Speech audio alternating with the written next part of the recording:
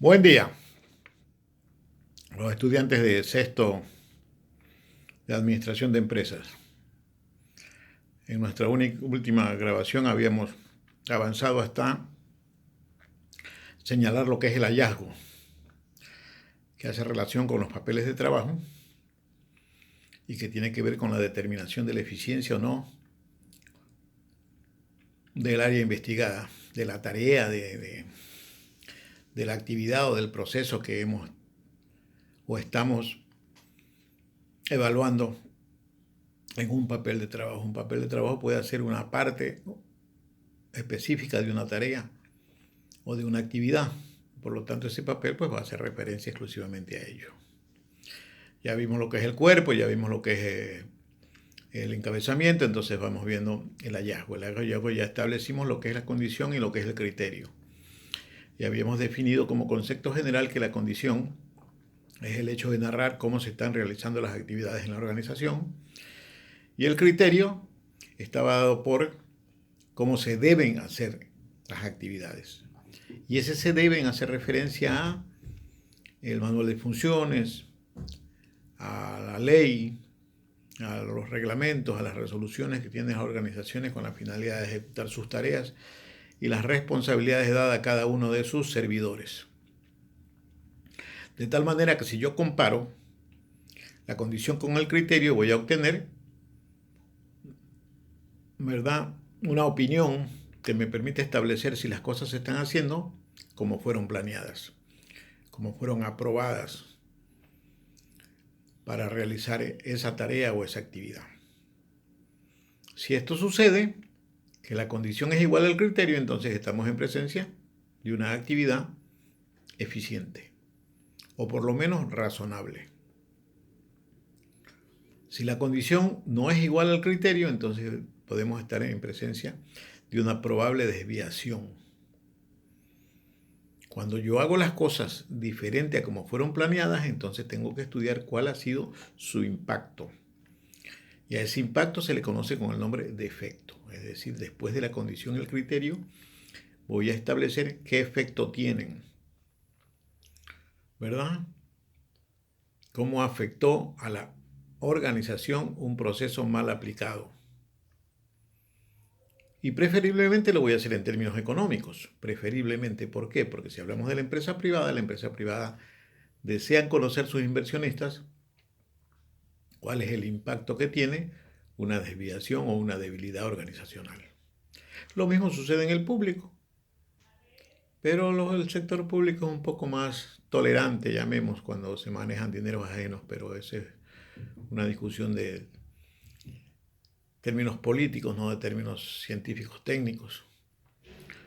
Entonces, decía yo, vamos a intentar valorarlo en términos económicos. También lo valoraremos su impacto social y su impacto al medio ambiente, que nos va a dar un criterio general cuáles son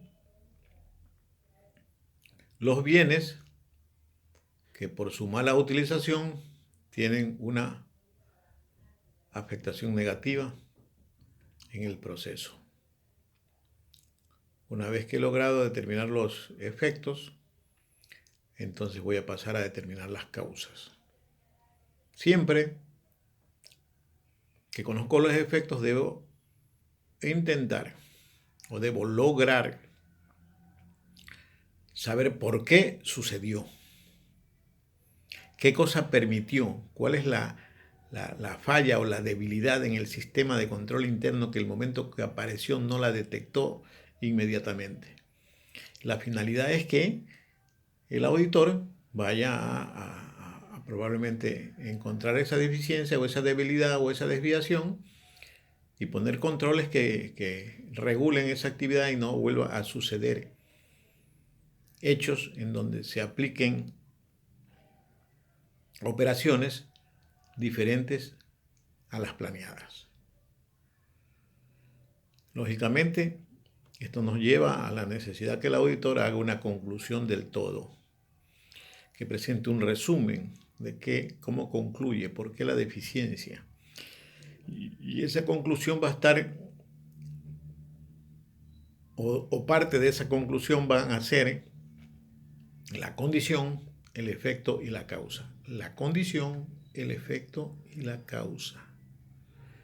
Es decir, que yo voy a volver a hacer un resumen para decir qué está pasando, cómo nos impacta y quiénes son los responsables que esos hechos ocurran. Inmediatamente realizada la conclusión voy a pasar a hacer la recomendación y la recomendación tiene que estar vinculada profundamente con el criterio. Volviendo nosotros a repetir lo que es el criterio, la aplicación de la ley, de la norma, del reglamento, de la resolución, incluida de la práctica sana en los procesos de adquisición, custodia, uso y dado de baja de los bienes de la organización. Con eso tenemos el papel de trabajo completo y estamos en capacidad de determinar responsabilidades administrativas, civiles o penales. Luego, dentro de las mismas normas que estamos estudiando, vienen las normas del informe o las normas del dictamen, ¿verdad? Y las normas del dictamen establecen con claridad qué es lo que debe informar en un dictamen un auditor, ¿verdad? Entonces, en el dictamen, lo primero que tiene que hacer el auditor es señalar que se realizó una actividad de una auditoría o de una evaluación posterior a una área de la entidad en determinado periodo. Eso hay que establecerlo ahí, ¿verdad? Se ha realizado la auditoría a la unidad de control de gastos de la entidad fulana de tal por el periodo comprendido entre tal y tal fecha. Es lo primero, la identificación. ¿Qué se hizo y a quién se la hizo?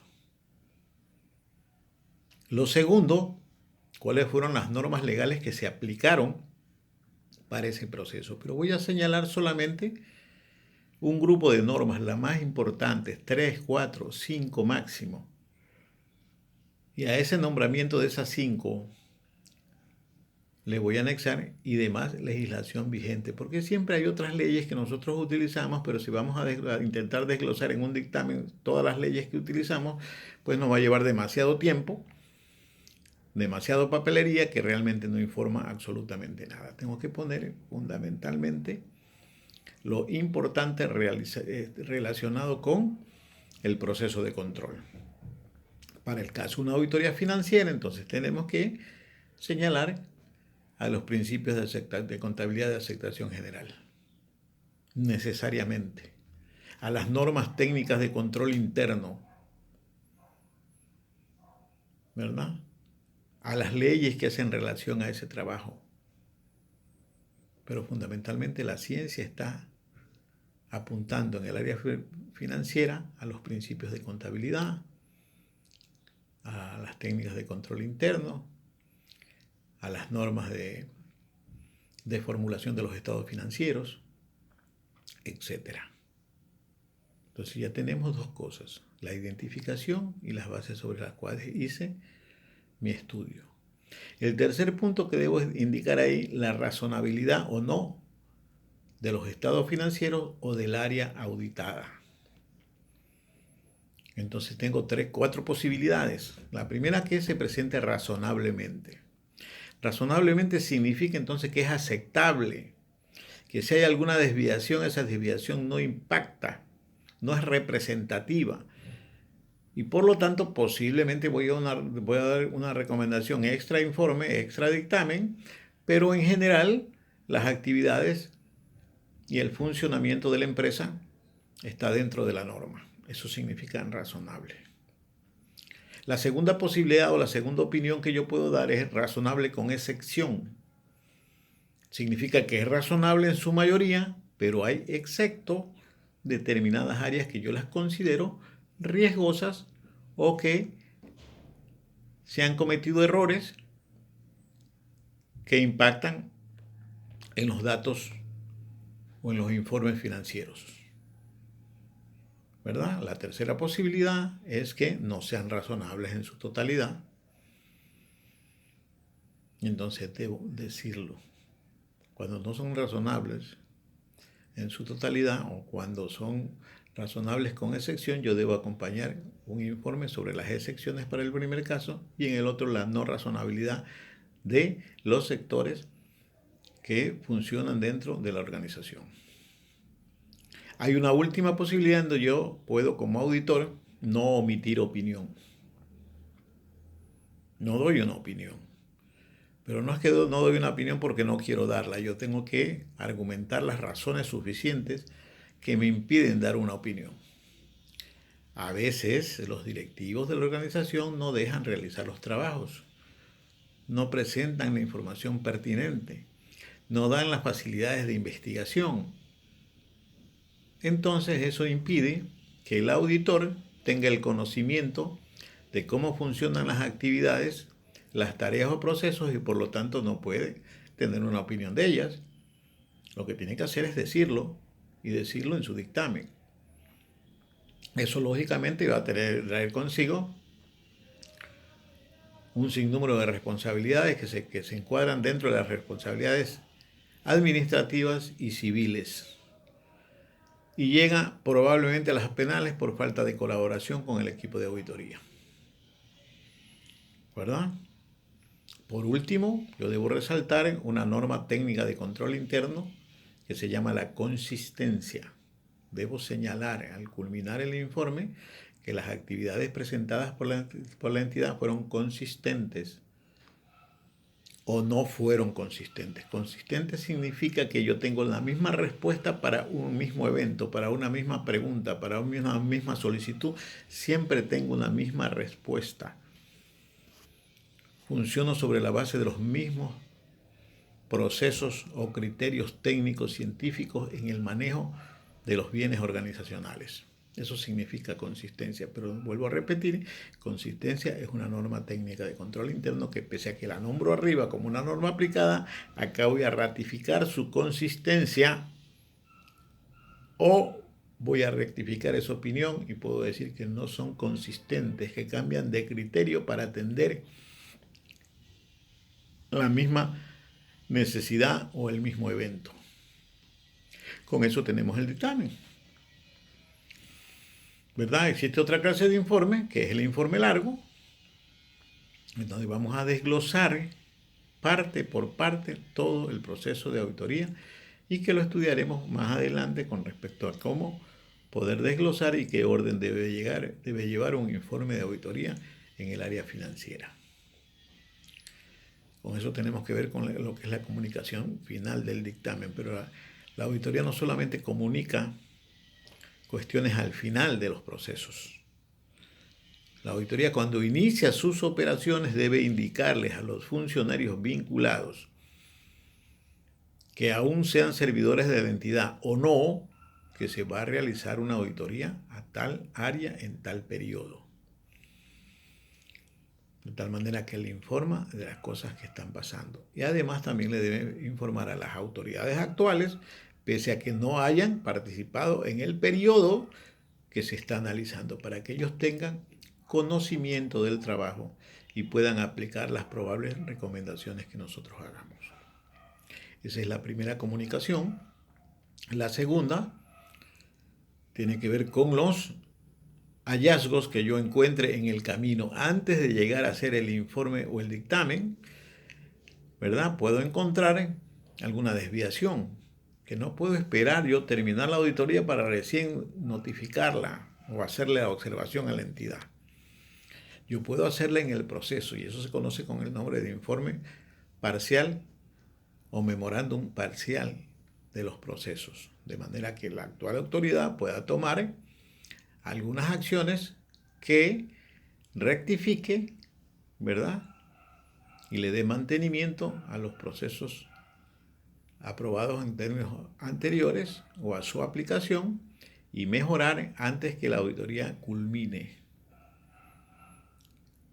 Entonces tenemos tres tipos de comunicación, ¿verdad? La comunicación del inicio de la auditoría, la comunicación de los informes parciales y el informe final o dictamen.